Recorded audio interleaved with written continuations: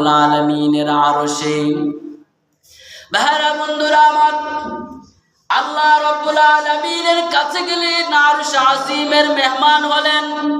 আমরা সকলেই জানি মেহমান হলে যিনি মেহমান হয়ে বাড়িতে আসেন তিনি কিছু হাদিয়া নিয়ে আসেন। এটাই তো নিয়ম। মেহমান যখন বাসায় আসে আপেল, কমলা, মিষ্টি আরো কত কিছু নিয়ে বেড়াতে আসে। আমার আপনার নবী আরশ আজিমের মেহমান হয়েছেন, তিনি খালি হাতে যান নাই, আল্লাহর জন্য কিছু নিয়ে গেছেন।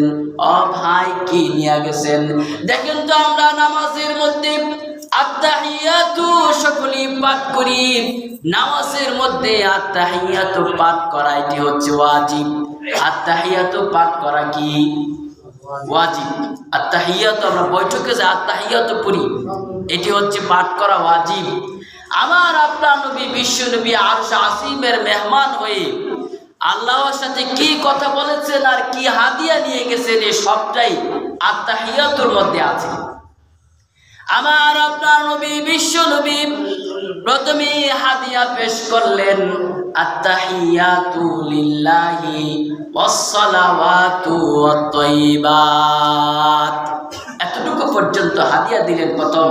এর অর্থ হচ্ছে যত পবিত্রতা আছে সবই আল্লাহর জন্যে, যত নামাজ আছে সব আল্লাহর জন্যে, আর যত গুণগান আর যত প্রশংসা আছে এই সব কিছু আল্লাহর জন্যে। গুণগান, নামাজ এবং পবিত্রতা এই সবগুলো আল্লাহর জন্য পেশ করলেন। আল্লাহকে বোঝালেন, আল্লাহ আমি এই জমিন থেকে আপনার জন্য পবিত্রতা, গুণগান আর নামাজ আপনার জন্য হাদিয়া নিয়ে এসেছি বলি সুবহানাল্লাহ। যত গুণগান, এই গুণগান কার জন্য হবে? আল্লাহর জন্য গুণগান হবে। ভাইরা বন্ধুরা আমার, আল্লাহ রব্বুল আলামিন হাদিয়া পাইলেন। হাদিয়া পাওয়ার পরে মেহমানকে আবার কিছু হাদিয়া দেওয়া এটিও সুন্নত। আল্লাহ রব্বুল আলামিন আমার আপনার নবীকে আবার হাদিয়া দিলেন। হাদিয়া কি দিলেন? আল্লাহ তাআলা বললেন, আসসালামু আলাইকা আইয়ুহান নাবিয়্যু ওয়া রাহমাতুল্লাহি ওয়া বারাকাতুহু।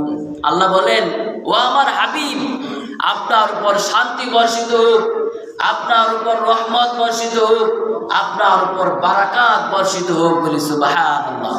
আল্লাহ তাআলা আমার আপনার নবীকে সালাম দিলেন, শান্তি দিলেন, রহমত দিলেন আর বরকত দিলেন। দেখেন আমরা কেমন মায়ার নবী পাইলাম, কেমন ভালোবাসার নবী পাইলাম। তিনি আরশ আজিমের মেহমান হয়েছেন, আল্লাহ থেকে সালাম, রহমত আর বরকত পেলেন। তিনি একাই সবটা নিজের জন্য নিলেন না, গ্রহণ করলেন না। তিনি আরশ আজিমে গিয়ে উম্মতকে ভুলেন নাই। তিনি বললেন, এই সালাম আর এই রহমত আর বরকত এই সবগুলো আমি একা নিলে হবে না, তো আমাকে একা দিলে হবে না। আমি আমার জমিনের মধ্যে যে আমার উম্মতকে রেখে আসছি, আমি আমার উম্মতকেও সেই তিনটা জিনিস দিতে চাই। এই জন্য নবীজি আল্লাহ তাআলার সান্নিধ্যে বললেন, আসসালামু আলাইনা ওয়া আলা ইবাদিল্লাহিস সালিহিন। তিনি বললেন, সালাম বর্ষিত হোক আমাদের উপরে, ওয়া আলা ইবাদিল্লাহিস সালিহিন, এবং এই জমিনে যত নেককার বান্দা আছে সকল নেককার বান্দাদের উপরও সালাম, রহমত, বরকত বর্ষিত হোক বলি সুবহানাল্লাহ। নিজের উপর আনলেন এবং নেককার বান্দাদের জন্য আনলেন।